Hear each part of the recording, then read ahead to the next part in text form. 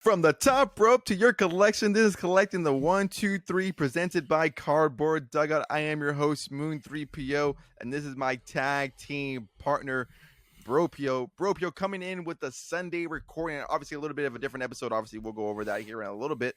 But BroPo, how you doing? Oh, doing pretty good. Just enjoying the night. We have a really good episode incoming that I think you want to tell our lovely listeners a little bit more about. Yes. So obviously, if you could tell by the title, again, if you're watching on YouTube or listening to on Spotify, we had Adam Gelman joining in on the podcast. If you don't know who Adam is, he's one of the more insightful personnels on and content creators over on Twitter, Patreon, when it comes to the wrestling card space. I think it was we've kind of been working through it here the last week or so, last couple of months. I'd say since January, we've been working on getting them on. But wanted to really get him on here because again, he's had a lot of time allocated to this hobby, not specifically the hobby itself, but the wrestling card hobby. And I recognize with this podcast, as we talk about wrestling cards, things of that nature, he's had so much time in it, and he could bring so much insight and so much different opinions and ideas that we may ourselves may be different from ourselves, and hopefully bring a different perspective on it. And again, recognize here that a lot of our listeners that are coming in may not know what Topps Chrome is, may not know about wrestling cards. So hopefully with his insight, can bring some really, really good ideas and just thoughts and things like that. So it was a really good pushing an hour. I think it was almost an hour conversation. And yeah, I think it was very, very insightful. Loved having him on. This episode here is not going to be card related. We're going to have our full episode here dedicated to Adam. Obviously, there are some things that came out this week. We had Topps Chrome Sapphire came out, which wasn't the best. That may be an episode here for later on in the week or next week. Yeah, it was not a very good one. But obviously, we'll talk about that maybe in the upcoming weeks as we see sales coming in and we see products being ripped in hand. But yeah, don't want to take up too much time with the intro. Let's head in straight to the interview with Adam. Joining us today on Collecting the 1, 2, 3, we have the mind behind the Main Event Wrestling Cards on Patreon, where you're free to join, where you get some excellent wrestling card content, where all things wrestling and wrestling card and discuss. We got Adam Gelman joining us here. Adam, glad to have you on. How's everything going? Everything is going great. Thanks so much for having me on. I'm always excited to hop on and then talk shop with people, and it's great because I don't think I've ever been on your show before. So excited to hear to be a part of this and get going. Yeah, you're a first timer joining the pod, and then you're technically our second guest. We have a connection guest, we had Anthony Renato. He's from LSU. He's a former Red Sox pitcher, does cards and culture. We had him do on talk the baseball side. So to have someone like you join the wrestling side is very, very exciting. Obviously with Topps and Fanatics, this hobby in wrestling cards is blowing up. And I think you're one of the more popular minds on Twitter or X, whatever you want to call it these days.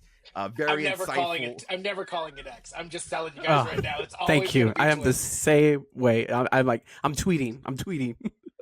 Yes, it's never going to be X. Like, just stop trying to make fetch happen here. All right, so we'll keep it Twitter for today. So you're one of the more insightful minds on Twitter. So like, hey, let's get him on. Let's talk some wrestling. Let's talk some cards. Because again, I think you're one of the more brighter minds in this space, and obviously you have a lot of time and invested in this. So I thought, you'll be an excellent mind for this. So I want to start off hot, and let's start off with one of the hottest stories right now in professional wrestling. Right now, I'm pretty sure you know where this is going. John Cena turning heel, and this kind of be like a 2-part, 3-part question. I first want to get your thoughts on him turning heel, because myself and my brother here, we never saw that coming. And I know you mentioned it there in one of your Patreon posts where we may see a little bit of a trickle effect of his cards.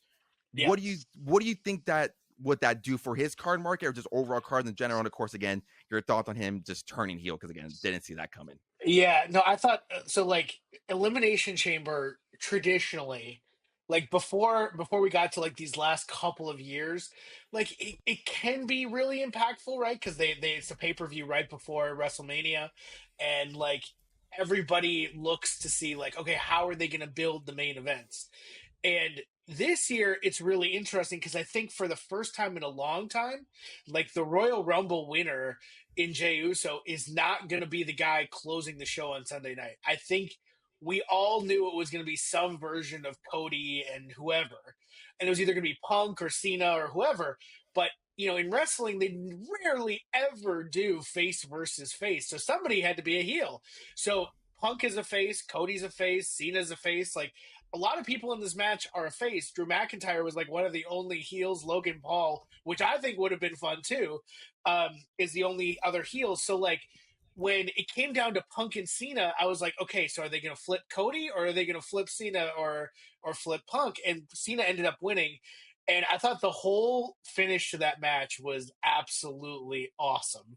Like, I didn't like the camera work from the last 10 minutes of that entire show was absolutely nuts. Whoever did that and directed that needs an Emmy or a raise or whatever, because they did a tremendous job capturing Cena's face and the stomp and everything. It was just great. Well executed all around. I think overall, like, it rivals the Hogan turn at Bash at the Beach at '96. And I can't stand Hulk Hogan. He's not my favorite guy in the world, and I just refuse to be associated with him. But still stands out as like one of the biggest shocking moments in wrestling history. And I think, honestly, when you think about how big John Cena is and how long he's been this character, 20 plus years, like, this was just as big a deal. Like, this is that generation's Hulk Hogan coming down and literally just dropping a leg on Cody Rhodes. Like, it's crazy. From a card perspective, like, I've said this on my site a number of times. Like, there are two people who are very expensive in wrestling, but should be so much more expensive. One of them is Roman Reigns, and the other one is John Cena. Like, I don't think people understand like how impactful these two individuals are. And for whatever reason, like, Roman Reigns has seen an increase in value since he's become the tribal chief and whatever. But John Cena's just kind of like gone along and done his thing, even though he's had hit TV shows, he's had all of these different things, and it's just been awesome. And yet his card values just don't really reflect it. I think now this is one of those times where it absolutely could have some nice impact on his value, because it just brings more attention, and usually more attention brings demand, and more demand against the supply increases prices. Yeah, like the John Cena auto in general, I think it still have not taken off. Like, you can go to, like, well, I don't know, maybe not now, but I know Yeah. we went to a SmackDown live event about a year and a half ago, and you could pick up a 8x10 signed photograph of John Cena for $25, kind of like the Cody one that I have right there on my wall, but it's signed by John Yeah, Cena. yeah, yeah. There was a Um, video of him signing all of those, just like looking straight into the camera or whatever. Yeah, and I was like, man, cause you just walk up to the table, like, there's a whole stack full of them, and then even like the night of the Rumble, I picked up I had been after a John Cena number card that was number 2 out of 25 to signal like the start and the beginning and ending of his career. So I picked up a Panini Blue Disco, and I picked it up like literally like 10 minutes before he turned heel. As soon as he turned heel, all these, like, I was watching a couple of cards, and like all these offers start coming in for like John Cena's cards. It's like people are watching, and they're like, all right, I need to Yeah. get moving on his market. It's yeah, but I don't think it's fully taken off yet. So I was shocked that It they did it, deserves to. especially, yeah, I was so shocked that they did it, especially at this timing where we know he's, this is his last year wrestling. So I guess it's a big risk, I think, that they took, but I mean, they're rolling with it, so let's see where it goes. I'm gonna let the professionals handle the booking. Like, I have no reason not to trust them at this point. They've done a great job, so I think it'll work out well. But yeah, I mean, like, John Cena has signed thousands and hundreds of thousands of autographs. So like, I've said a couple of times, like, I think one of the reasons that like autograph scarcity is just never going to be a thing anymore. Like, everybody signs everything, so it comes down to the item or the prestige of the item that it's being signed on. So like, yeah, like those photos that they sell at the wrestling events, like, I have a few of those. Like, those are cool. Like, my kids buy them and stuff. Like, it's great. Like, it's a huge opportunity to get cool stuff. So yeah, I agree with you, man. Like, you can still get the stuff really cheap. Yeah, Yeah, and I I'm, think a I'm moment definitely there, like you looking hinted into more on, stuff. like that, kind of like you hinted there with John Cena. Like, I think those moments and like the photography, which, like, the things I loved about Panini is that they had strategic moments, and like from like you would want to have that moment of John Cena signing. So a John Cena, like a basic photo render of him signing may not be worth much, but let's say there's a an autograph card of him maybe giving the kick to Kodiak. I think that is going to be worth 10 times more than a normal sticker or even on card out of like we see now with Topps Chrome with the basic render. So yeah, Yeah. I think they did the Tops Now card where they had like him and The Rock and Travis Scott. I like, man, those are really, really big signatures altogether. Like, people, like, I had to go to my son to figure out like just how big Travis Scott really is. But they did, for those of you who went to Fanatics Fest, they did like a baseball set that had the cactus, not the wrestler Cactus Jack, but a Cactus Jack version of the Topps Chrome set. And man, those cards are selling for insane money, like humongous money. And like Travis Scott is a really big deal, and to have him be a part of this but also sign a wrestling card is just gigantic. So, I mean, I'm really Yeah, interested to see how much that one goes for sure. yeah, and they just dropped a collab shirt too with WWE and Travis Scott. It says "Wrestling is real," and in the back it has the iconic shot of John Cena holding the title with the Rock and Travis Scott in the back. So I mean, like, yeah, I mean, like if you're a Travis Scott fan, you obviously see um like you're not familiar with the wrestling world and you see him there, you're like, whoa, let me see what's going on over here. I mean, it's the same thing that happened with Bad Bunny when Bad Bunny came in and the same thing with Logan Paul. I mean, Logan Paul brought in all his fans too. So yeah, it's the whole celebrity into wrestling is crazy. But yeah, him on a card with The Rock and John Cena, that's crazy. Yeah, it was cool to see that, and I think like as they get going through this Tops Now era, right? So like we saw what happened during the Netflix premiere where they got like the sock or whatever signed, like the 101 there, and they have the Roman Reigns and the Rock card. Like, this is gonna be the new standard, and like I can't wait for WrestleMania. Like, what they're gonna do for WrestleMania better be like the most insane Tops Now thing that they've ever done. I can't wait for it. I hope that something crazy happens so that they can make a Tops Now of that card. But yeah, I'm like this whole new thing of like we're gonna take these moments and like make them into trading cards just is so cool to me, and I think it's, although it's hard to get your hands on one of them, just like because of the lottery aspect of the way that they deliver it, it's still really cool that they're making the cards. Yeah, most definitely, and this kind of actually brings me to my next question. Speaking about new era, obviously with Fanatics taking over, or Tops again taking over the WWE and doing trading cards, you've seen an increase in like breakers and breakers participating in WWE products. Some who are wrestling fans, some who are not, and I know that's been a hot topic. Especially with wrestling too. Like I've been watching wrestling for when I was a kid, and I can't ever recall like ever seeing like WWE cards. But now when you're watching it, when they do like match promos, they show like variations of either a base card or an insert and stuff like that, which I thought is pretty cool. So WWE is really like promoting the set. Um, what's your? I know you've done a couple of articles on your Patreon about like breakers, but what's like your your thoughts on breakers and stuff like that? Just in general, or for the Yeah. ones coming in for? Okay, Yeah, like I was WWE breakers, I guess. This might be a okay. loaded question. This might be It's a a little loaded bit of one. a I'm load. Let about me to roll ask up you. my sleeves here. So here, let me just say, there's a universe here of cards, and like you have everything that's going on for football and basketball and baseball and the mainstream sports, and like the breakers that are associated with that versus the breakers that are associated with wrestling.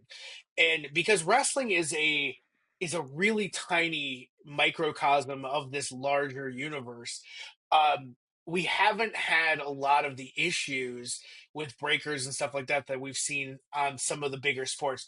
Although like Backyard has gotten into wrestling recently, which is the most frustrating thing ever.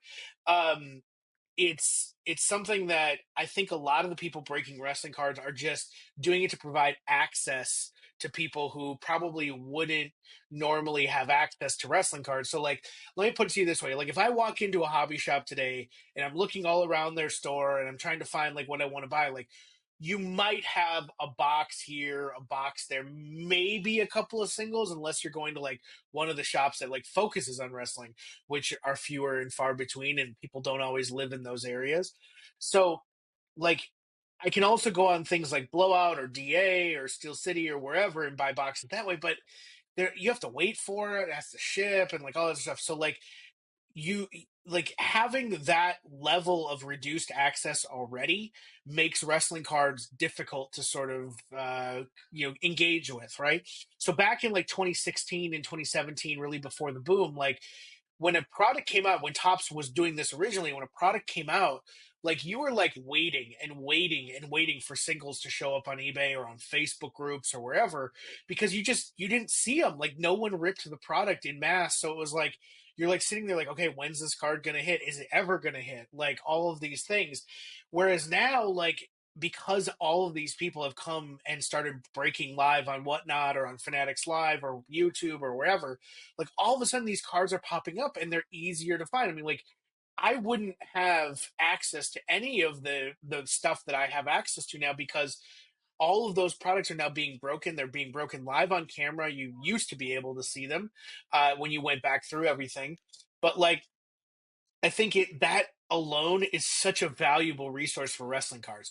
Now, all of that being said, like there are people now coming to wrestling breaking because Topps is trying to get demand up and running. And that's a good thing too. Like, yeah, they may not know that Shinsuke Nakamura's name is pronounced Shinsuke Nakamura, and they may not know that Asuka is pronounced Asuka. All those like that is table My stakes blood now. Like, boiled when I heard that. I was like, "Oh my god!" I was like, "If you're gonna like sell the product, that's cool." I'm not saying you have to be like this diehard wrestling fan, but you have to at least right. like know what you're selling, know how to pronounce the names. Oh yeah, But I mean, like if I ever ripped a soccer product, like I would be doing the same thing. Like I wouldn't know how to say yeah. half these people's name.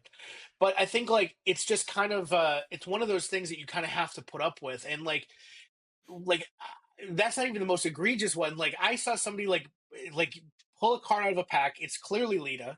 It's clearly Lita. It says Lita on the card. And he's like, Lita? Lita? Lita? Like, are you serious? Like, really? Like, there's a 4-letter name. Like, come on, man.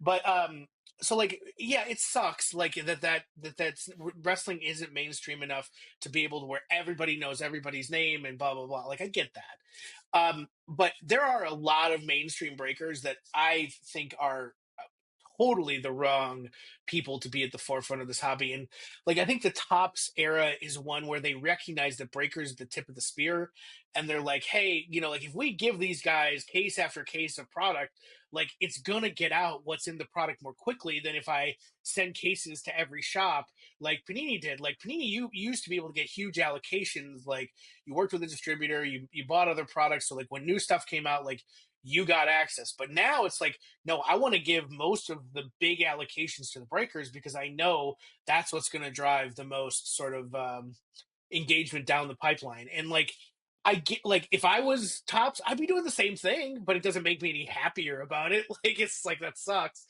because all of my like all the shops that I'm friends with and all the people that I'm friends with, like they aren't getting product to serve their customers, and a lot of their customers are the breakers on this channel, so it makes secondary market prices go up, slot prices go up, like everything goes up.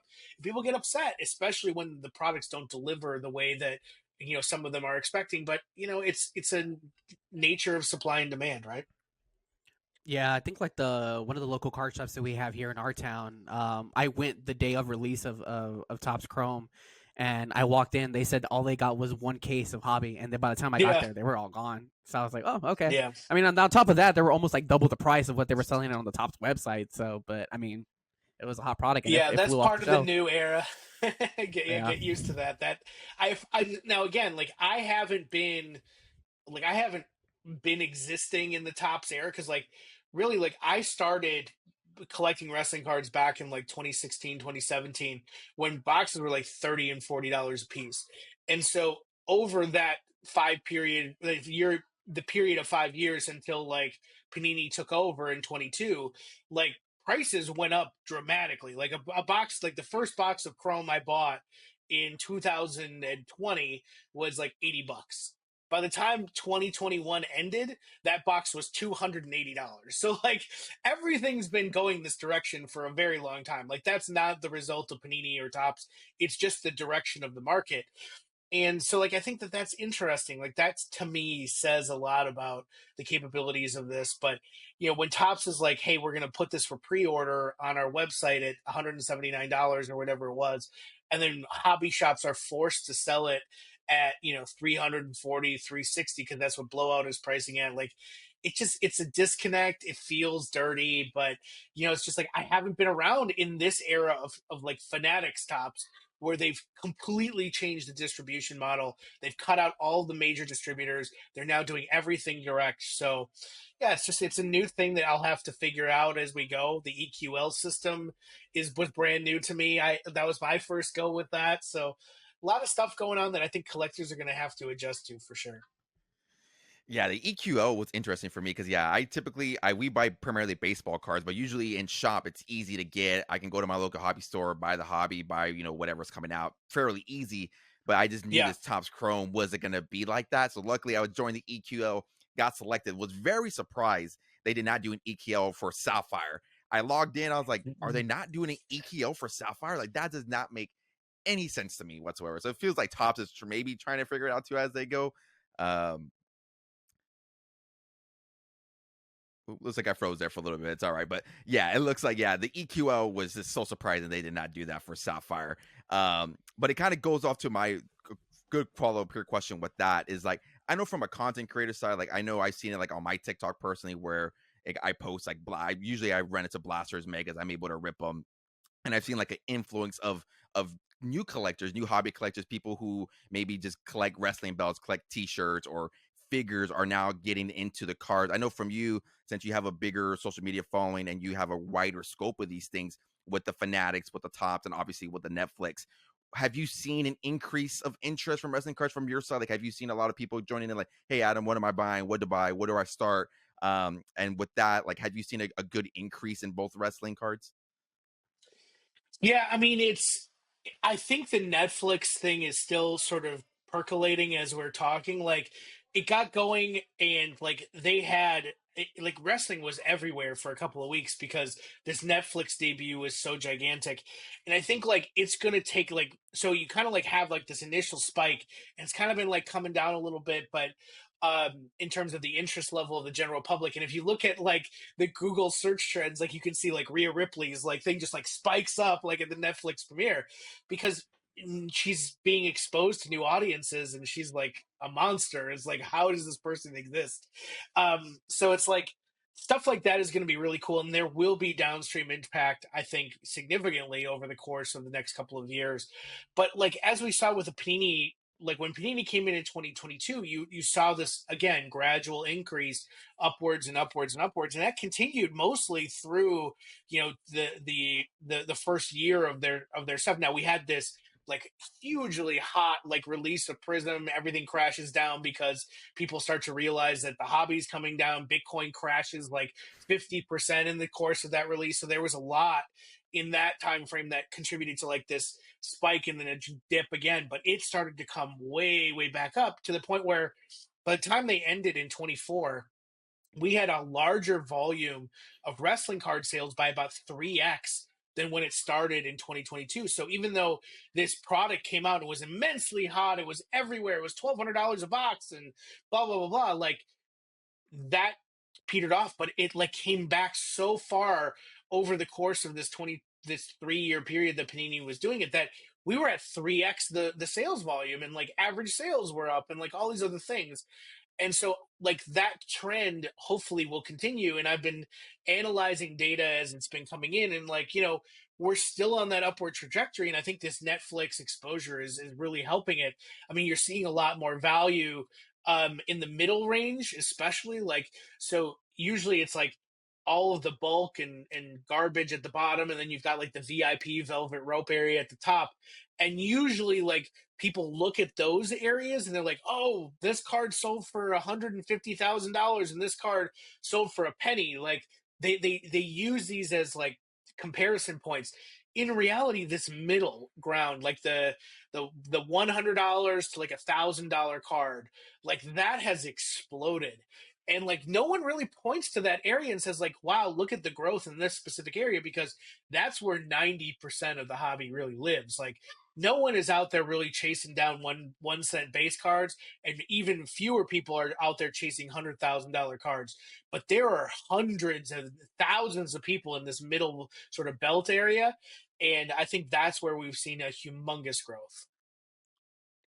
Yeah, and I love the middle belt area too, like those $100 cards, those really low number cards, the maybe like lower below 99. Like that's where the trend that I try to stay at for wrestling cards specifically. Baseball is a little bit different, but for like wrestling cards, if it's below 99, maybe even below 50, like those are the ones that I really start looking at and things like that. So I think I try to analyze things on Car Ladder, eBay, like, all right, what's moving a little bit for me, or what's moving for this certain superstar, things of that nature. And it kind of follows up with my question here was that for us, or like myself, my brother here, like we primarily started with baseball cards. That's mainly what we collected and started like that. I didn't start getting into I came back into the hobby like around the COVID 2021 era. So for baseball and sports, it's a little bit easier because you can say, okay, this player I think is a top prospect in this system. He's gonna go up, or I think this player is gonna have a good bounce back year, and I think his cards will go up. Obviously, from your time and experience and being in this wrestling card market, do you see the same thing with wrestling cards? 'Cause I think the thing I find interesting about this, like, let's say for example, Jay Uso. Let's say pre-Royal Rumble, like, you know what? I think Jay Uso's gonna get a push to the main event scene. He wins the Rumble, maybe he's not, but I think he can get a good push, and then we see a trickle of that. Have you seen that from your experience? Have you seen a trickle effect like that when a wrestler gets to get a push? You see a high interest of cards, or maybe they start getting buried or losing series of matches where their cards tend to do the exact opposite of going up.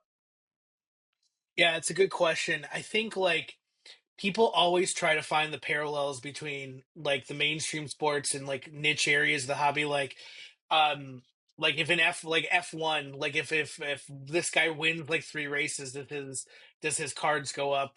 Or if this guy in or this WNBA player, like she goes on a run, and like does her cards go up? I mean, like everybody wants to compare sort of those things, and I think wrestling is different because people just have this understanding that the outcomes are predetermined. So it's like, well, it's not like they're doing better in real life. Like all of a sudden he found out how to swing a bat better, or throw a pitch, 5 miles an hour faster. Like it doesn't work like that. Like it's some guy in a room with a pencil decide, hey, Jey Uso's going to win this match, and Tiffany Stratton's going to win this belt, and Rhea Ripley's going to do this, and like it's very much like like the people that really are driving the collecting sort of like look past that outside of like really one specific area, and that's sort of as we come to WrestleMania.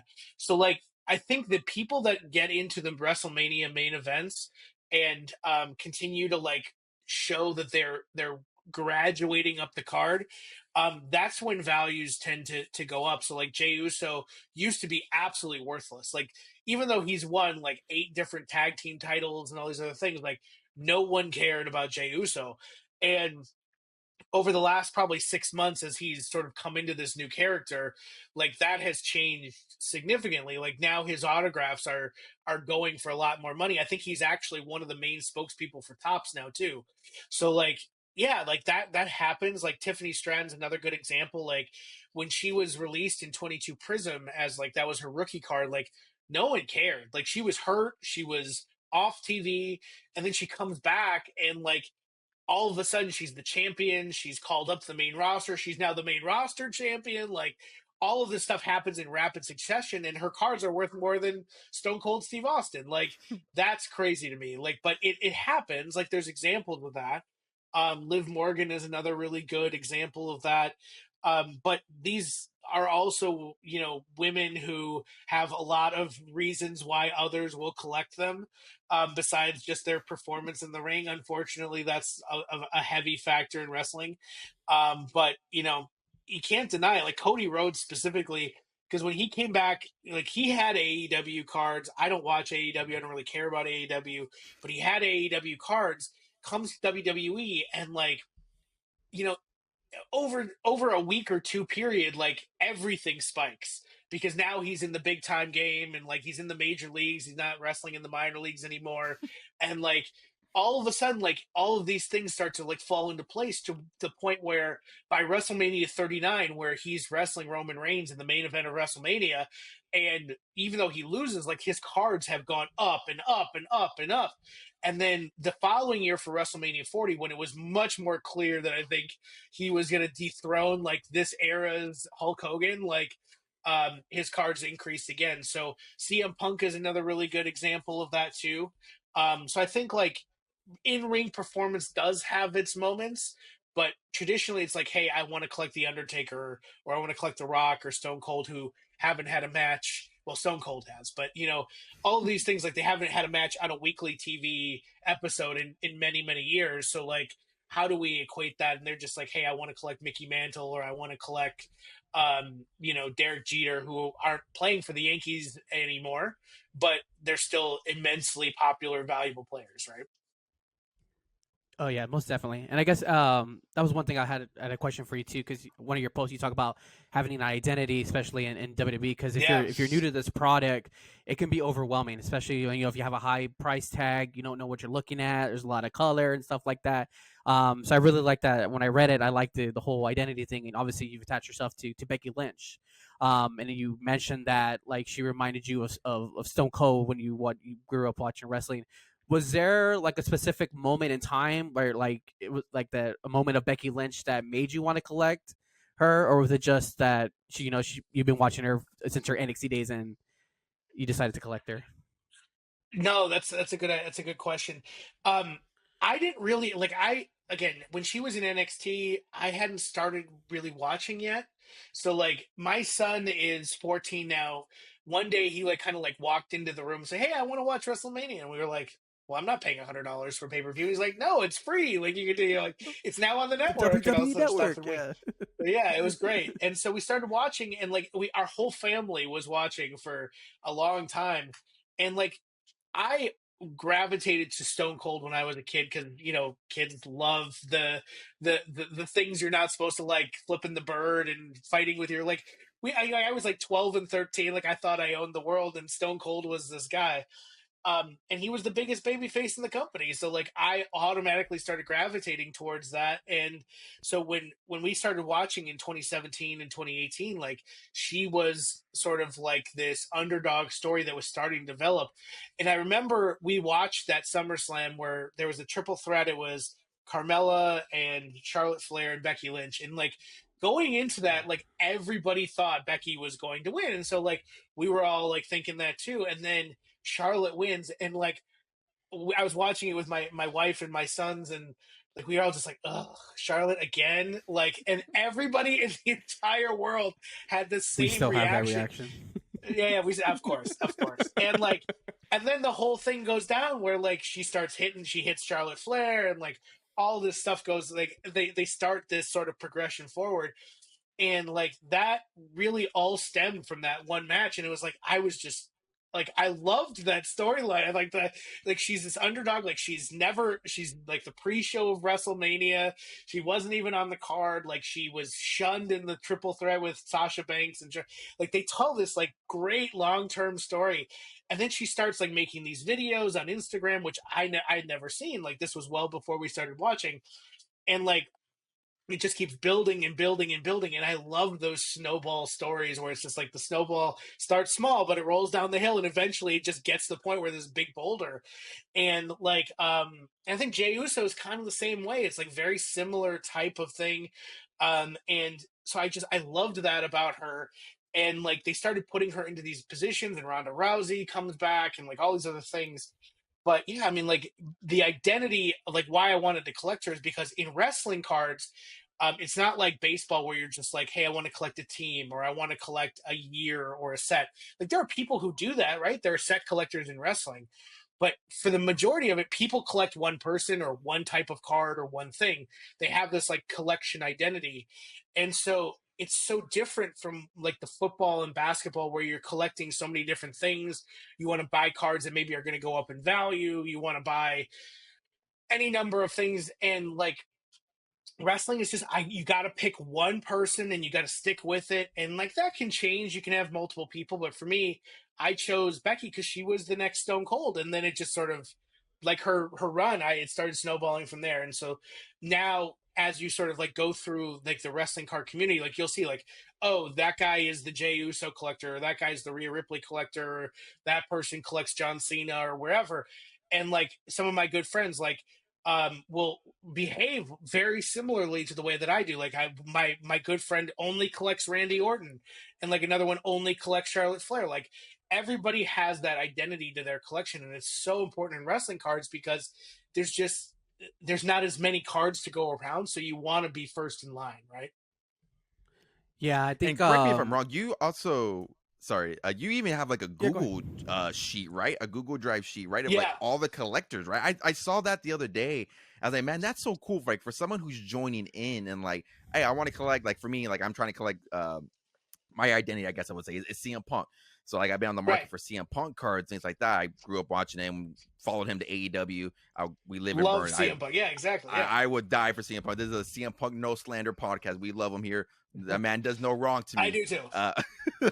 So like I saw that drive. I'm like, man, that's cool. So like for someone who's like trying to get into a certain superstar, things like that, you can find those cards. I think that's perfect what you mentioned there, as far as like having that superstar that you relate to, and you can just collect whatever you want from them.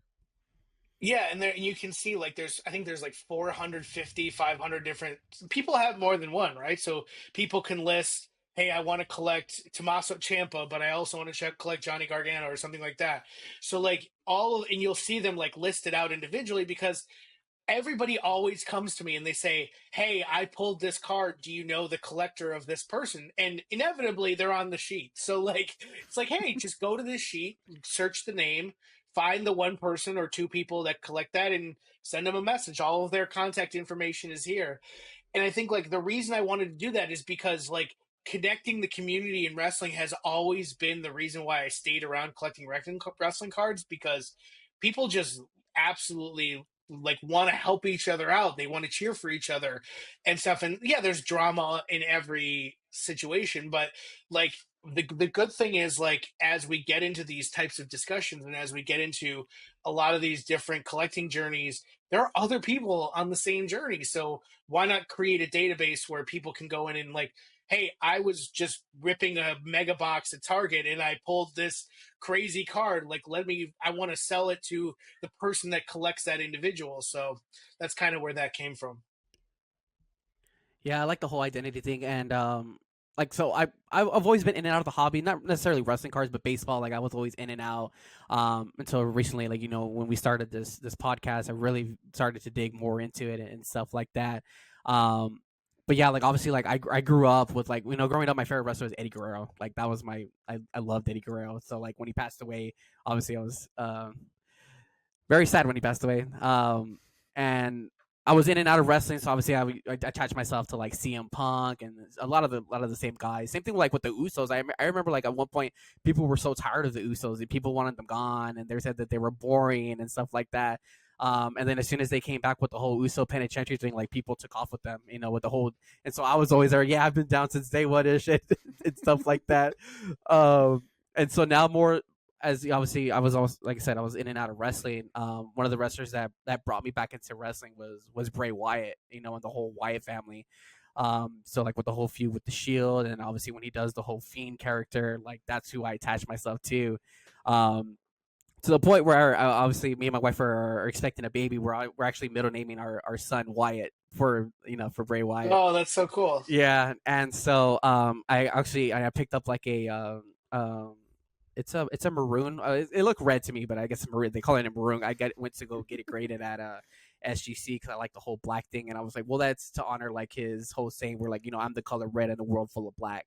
So starting there, and I'm starting to like pick up like little white 6 cards here and there. So yeah, that's who I'm gonna start focusing on. Hey, congratulations. No, that's Thank awesome. you. I have 4 of my own. None of them are named after wrestlers. My wife would literally murder me, but I'm glad you found somebody in this world who shares your passion, because I think that's really cool. And like, yeah, like people get into these situations where they're like, hey, that guy speaks to me, or that wrestler speaks to me. And like, that's always the attraction of really why wrestling has been so universal for 100 plus years, right? Is like you feel the emotion and the passion of the people on the screen, and it speaks to you and makes that emotional connection. And I think like translating that into cards, like for me, I've been collecting cards since I was a little kid, and so like the cards have always been like an extension of my sports experience, right? Because like I live in Minnesota, so like I always collected the Twins cards, and I collect the Vikings cards, and the Timberwolves, and like all that other stuff.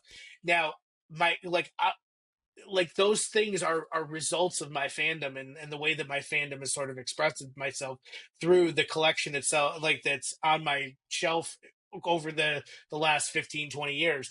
So yeah, I feel you, man. Like it's a really cool feeling to have that level of dedication, like where you're like, hey, this is something that really speaks to me, and I want to make it a part of my life. And for me, it's I do that through writing, and I do that through content creation and whatever. But others, like it can be, hey, I want to go collect this particular set or this particular gimmick where he was this person or that person on the card.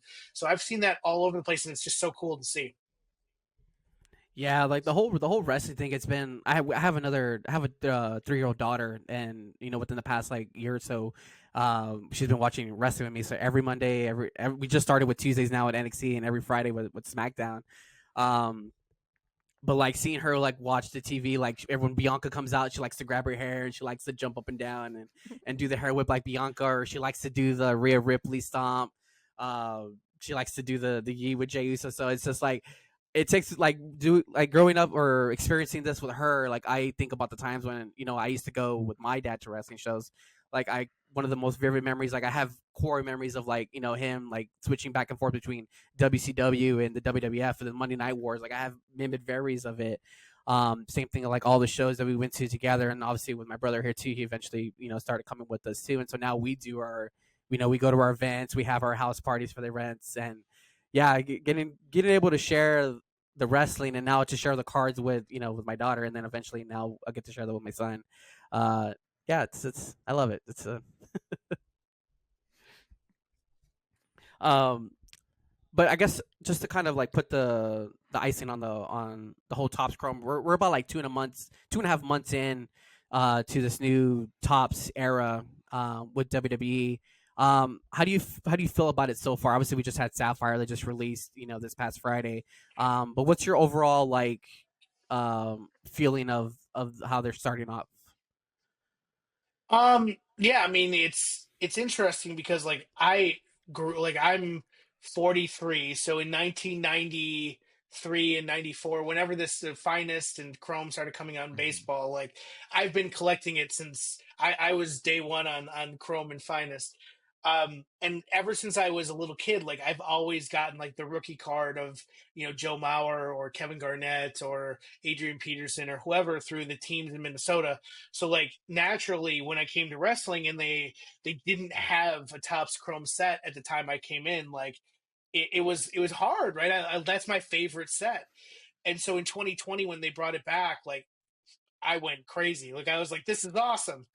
Um, by the time we got to 2025, where we've had Prism now for 3 years, we've had Select, like I feel like they had a level to live up to, and it's kind of a rush when you start a new license, like, and you start on January 1st, and I think the product came out maybe 3 weeks later. Like it was a mad dash, because they want to get content out, they want to start making money on this license as quickly as possible. And I think this was probably a victim of that. There's a lot of things that were kind of mishmashed together. I think the designs were kind of up and down. Like some of them are cool, some of them are just like, what is this? Like the headshots The cards, like headshots. That's it what for is me. that? They made them as a case hit. I was like, Tops knew what they're doing. Like they had the This is designer probably like, you know what? terrible. That's a hideous card, but that's gonna be the case hit. Or these license plate cards they put in retail. Like I mean, like Yeah. there's so many of these things. I was like, why? Like I don't know, but like some of the cards are awesome. Like there's some really cool looking inserts. I've managed to collect a lot of it just because it's my, like this is my jam, right? This is my set.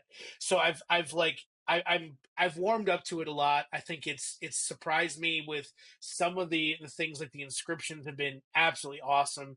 I really hope that Becky has some. I know with redemptions, it's always a risk, but it's something that I think has added an element to Chrome that we wasn't there before. Like we had 3 years of Prism, all of them were sticker autographs. We had 3 years of Select, all of them were sticker autographs.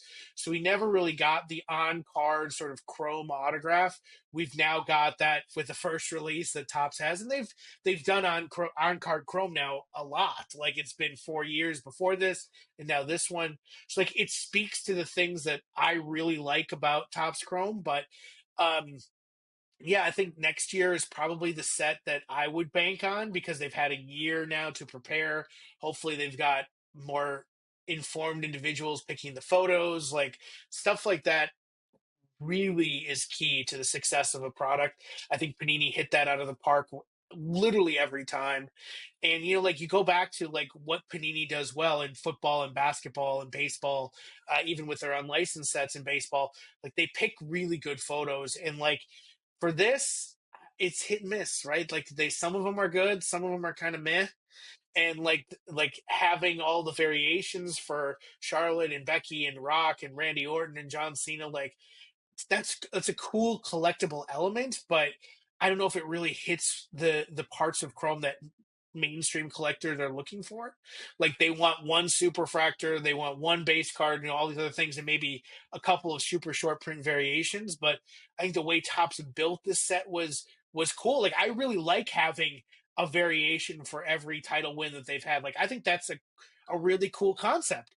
But mainstream collectors really don't see it like that because baseball and football, like they're based on moments. Like you have some moments, like the called shot, or the Red Sox winning the World Series for the first time in 100 years, the Cubs, all that other stuff. But those moments aren't built the way that they are in WWE. So creating a variation set around those moments is cool. Like I think that's a good idea. My dog's barking. I'm sorry. So like he probably has to go to the bathroom. But it's something that I think is really interesting, that when we get into these types of set creations, I don't think Topps have hit their stride yet. They just got going on this. So let's give them a little bit more time. We'll see how it works out. I don't think they're going to miss for very much longer. Yeah, I remember when I started doing, like, I first covered it primarily on my YouTube channel, and then I started doing, I created the podcast, and I was one of the very first ones to be like very, I don't want to say critical, but very kind of hard on the product. I was like, I love what Panini did, kind of like you piggyback what you just said, the moments. Like that's what we love about wrestling. We gravitate to a certain moment in wrestling, and that's makes us a fan of that superstar or for that moment. Um, and that's something that Panini did well. So like for me as a CM Punk fan, like, and Panini did it too, so I can't say anything about Panini, but like his photo in this one was his Royal Rumble return. That's when he got hurt. Like as a CM Punk fan, like, do I really want to collect that? Like I don't think I want to collect that. But yeah, I feel like Topps is kind of going to start getting their stride a little bit. Some of the inserts are, like you mentioned, they're hit and miss, but having the product in hand, seeing it, I'm like, all right, like this is doable for their first product. Sapphire, we'll see how that goes as time moves on, and maybe I think Finest is in the works. I haven't Yeah, seen they're anything. going to do Finest. They'll do Finest. They'll do. I hope they do Transcendent. We've seen that they're going to do Dynasty, which is going to be insane. I don't know if you guys have seen Baseball Dynasty, but it is one of my favorite sets to watch being ripped. I'm so happy they're bringing it to WWE. We'll get all that stuff. Yeah, I mean, like it'll come, and if it doesn't come year one, it'll definitely be there for year two. I mean, I think we got to give them some time to get ramped up. So we'll see how that all plays out. Yeah, I'm really excited for like the whole thing. I'm excited for the whole license in general, just the access that they have. So like the mat, I mean, Topps, I mean, Panini did it with the mat stuff, but like I was watching Chris Van Vliet do an interview with Seth Rollins, and he mentioned that Topps went in there, took all the robes or like all the crazy clothes that he wears, and like they're gonna put it on Topps cards. So like having that too as a collectability, and we kind of saw in that little promo video that they did, they had like I think Tiffany Stratton and things like that. So match use, things like that from this specific event. I think that's gonna be key for Top. And I think that's really what's really going to make that stand out here. But I know we're approaching an hour here, so I obviously want to be very courtesy of your time. I want to end it off here on this last question. I think maybe we might have a little bit of one of our answers here. Maybe we know who's not going to be on here. But as someone who's been involved in wrestling, been watching it for years, who's on your? It could be personal or it could just be in general for wrestling. Who's on your Mount Rushmore of professional wrestling? Oh man. Uh yeah, I mean like I think I mean Stone Cold Steve Austin, I think did more in the 6 years that he was really on top than anybody has done like he made wrestling mainstream.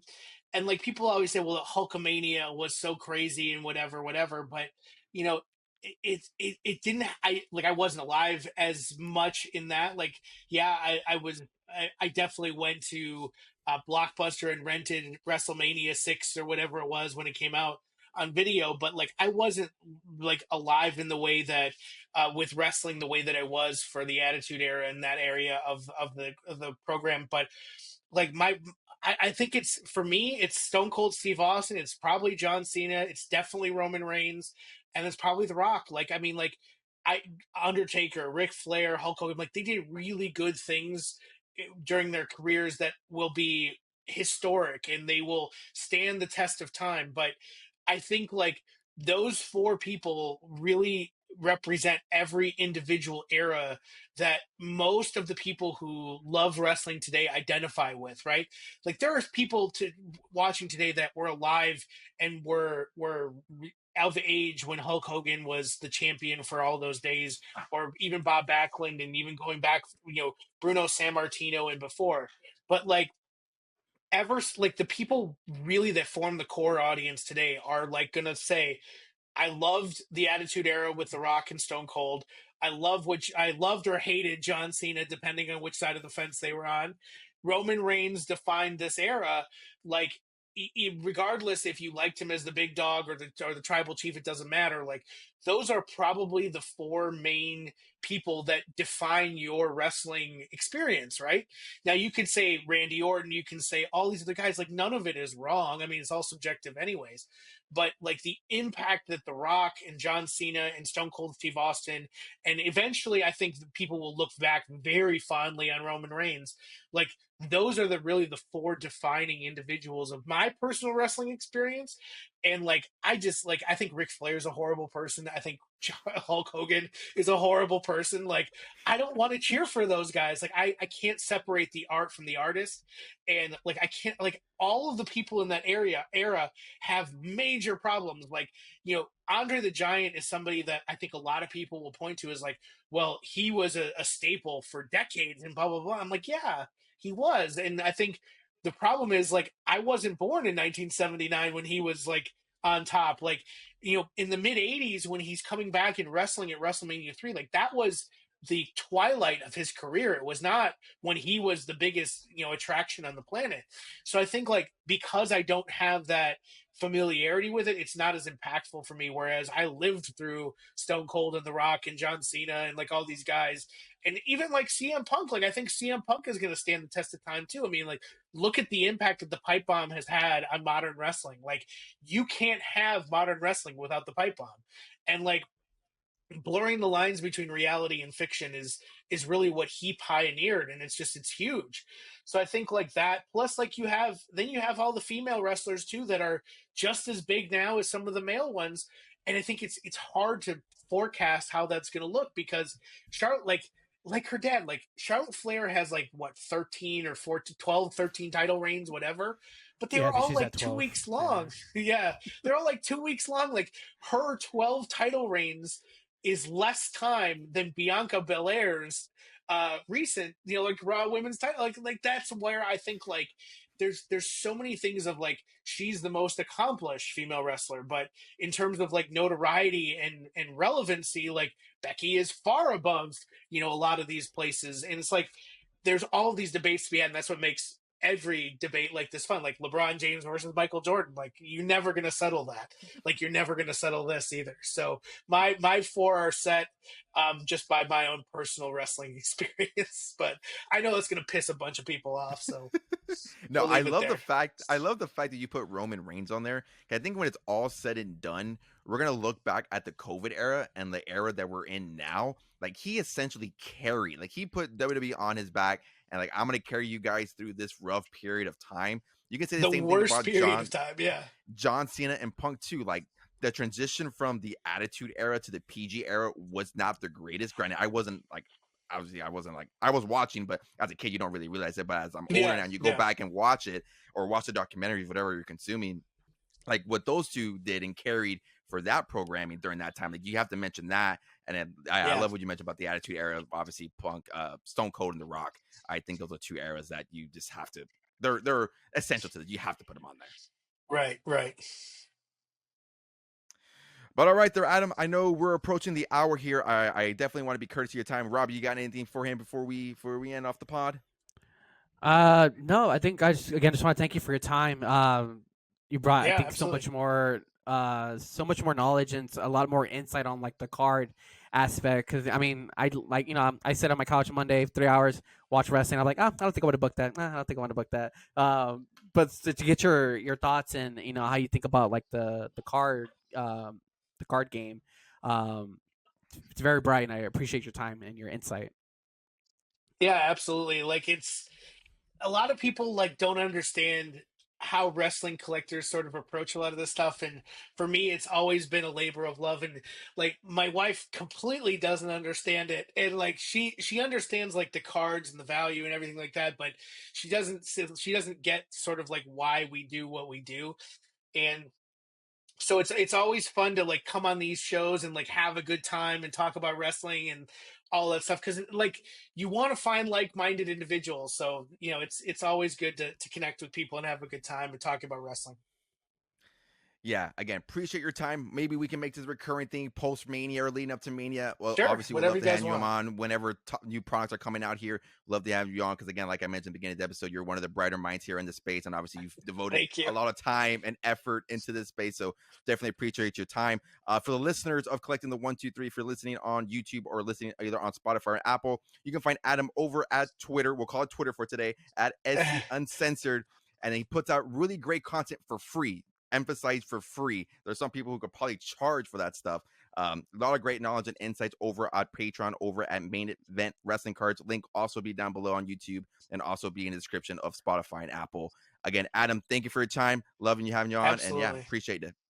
And we're back again. Want to thank Adam for his time, for giving us that hour here of talking wrestling, talking cards. Always good to have a different perspective, and loved having somebody else on showing different insights, things like that.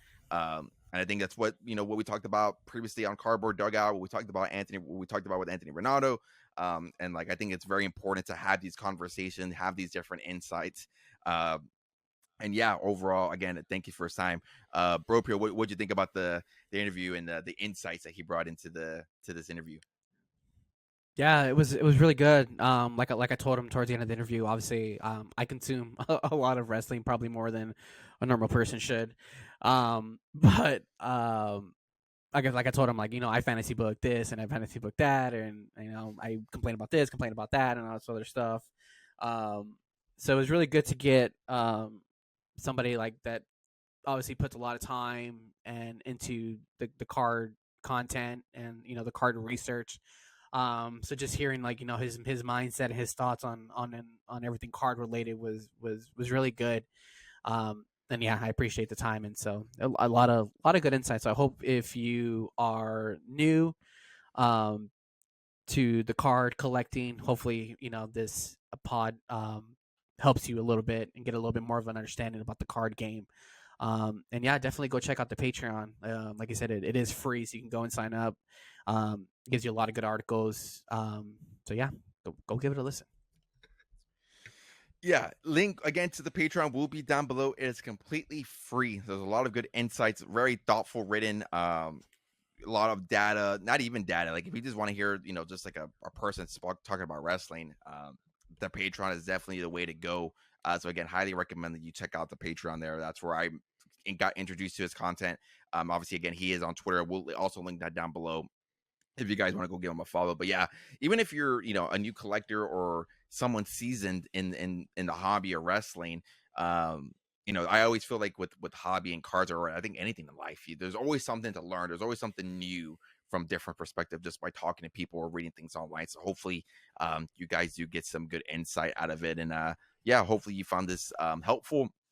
And like we mentioned during the end of the pod, potentially making this a recurring thing. Obviously not every week or every month, but when something big happens in the hobby or something big happens in pro wrestling, obviously we just talked about with the John Cena heel turn coming in, so we just had that.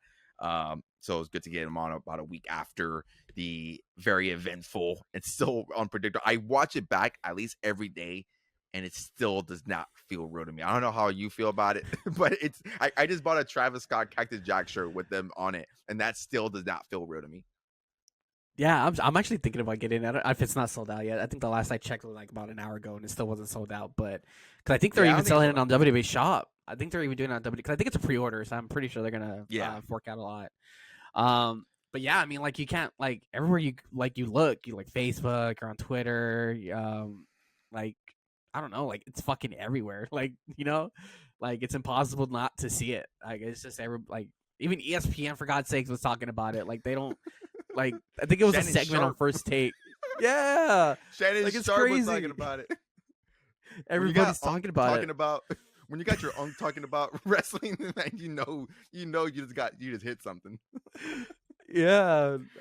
Even my brother-in-law, we had a family lunch earlier or a barbecue, and we were sitting at a table, and he's like, "Fuck John Cena," and he grew up a big John Cena fan. So, yeah, like that's just like. It's crazy like what it's done to like I don't even want to say like the wrestling world, like just the world in general. Like I think they even made like a Guinness record that he was the longest face for 21 years. Longest like baby face, I think like 25 years, something like that.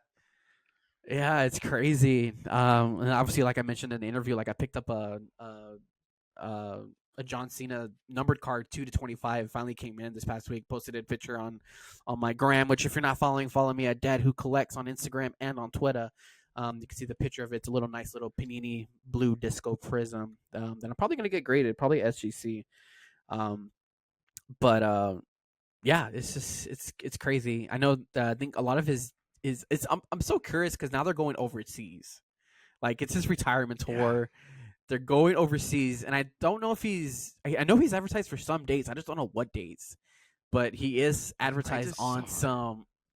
He is advertised for some foreign dates, so it's just gonna be so interesting to see how the crowd reacts. Because more than likely, like this is the last time you're gonna see him like in a in a WWE ring, and then so like I don't know, it's gonna be interesting. Yeah, the dates here. I'm so shocked. Have they said it is Raw taped, or how's that working in the States? No. So from what I understood, from when now that it's on Netflix, it's gonna air live the same way it does. It's just gonna time adjust. So when you wake up, like if we wake up at 7:00 in the morning, obviously Raw's already happened. We can just go and watch it from there. Oh, that's gonna be dope. I didn't think I've been trying to figure that out. I was like, wait. So there's no more tape delays for Raw, but for SmackDown, for us, since we're in the States, since we're not on Netflix, you would have to watch it like normal time, unless you use like a VPN. Time. Yeah, unless you use a VPN to watch Netflix on Netflix, but which I'm honestly thinking about doing it because I'm tired of all these fucking commercials. And from what I've seen always on Twitter, like we miss out on like on fucking backstage interviews and promos and shit. I'm like promos, stuff like that. Yeah. Like I was so pissed when they did the Braun Breaker Penta one interaction like a couple of weeks ago, like 3-4 weeks ago. I'm like, dude, what the hell? Yeah. Instead, I gotta fucking watch the Twisted Tea commercial like 10,000 times. And having from my understanding, I think Twisted Tea, keep it twisted. Yeah, I don't think. I don't know how good it is for a 3-year-old to be running around the house saying "keep it twisted," but well, maybe we'll just tell people to twist the fate, from the Hardy Boys. So we'll keep it like that. So yeah, the dates here for Cena is March 17th, March 24th, March 31st. Those are all Raws. They have WrestleMania on April 20th, so he's not gonna be there.